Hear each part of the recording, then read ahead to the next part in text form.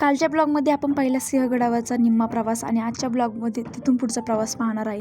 तर आज आम्ही सिंहगडावरती आलो होतो आणि इथे ना खूपच धोकादायक कडा होता, तरी आम्ही सगळं पाहत होतो. त्याच्यानंतर ना इकडे जरा थोडंसं बारीक बारीक रस्ता होता आणि पुढं ना थोडंसं काटं पण वगैरे होतं.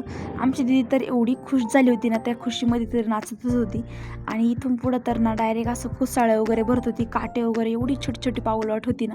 आम्ही ना बॅक साईडने गेलो होतो सिंहगडावरती आणि तिथून पुढे ना म्हणजे डायरेक्ट स्टार्टिंगपासून आम्ही न करता डायरेक्ट एंडिंग पॉईंटपासून स्टार्टिंग पॉईंटकडे चाललो होतो.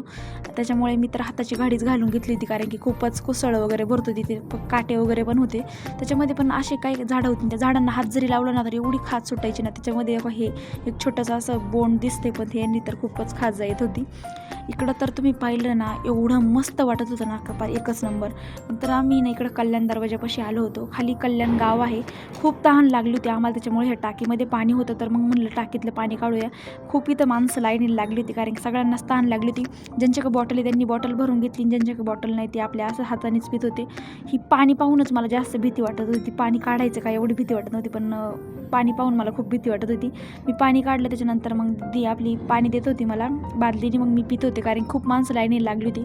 बऱ्याच जणांना बॉटल वगैरे पण भरायची होती, त्याच्यामुळे पटपट पाणी पिऊन घेतलं. आणि एवढं थंड होतं ना, डायरेक्ट जसं काय फ्रीजमधलंच पाणी पितो, एवढं थंड होतं.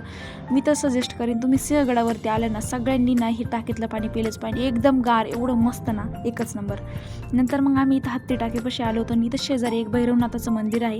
इथं ह्या भैरवनाथाच्या मंदिराचा पण एक थोडासा छोटासा इतिहास आहे. आम्ही तो इतिहास छोटासा वाचला, दर्शन घेतल्यानंतर. आणि त्या मंदिरासमोरच एक छोटंसं हॉटेल आहे, तिथं बसून जेवायची सोय आहे आणि बेसन भाकर पण एक नंबर भेटतं. नंतर इकडे सहल आली होती, तर आम्हाला खूपच भारी वाटलं, कारण की ना लहानपणाची आठवण आली. आम्ही जेव्हा सहलीला गेलो होतो तेव्हा प्रतापगडावरती गेलो होतो, हीच आठवण आली. आय होप तुम्हाला व्हिडिओ आवडला असेल तर लवकरात लवकर लाईक करा, शेअर करा, सबस्क्राईब करा. अशा प्रकारे आमचा सिंहगडावरचा प्रवास झाला. चला बाय मित्रांनो.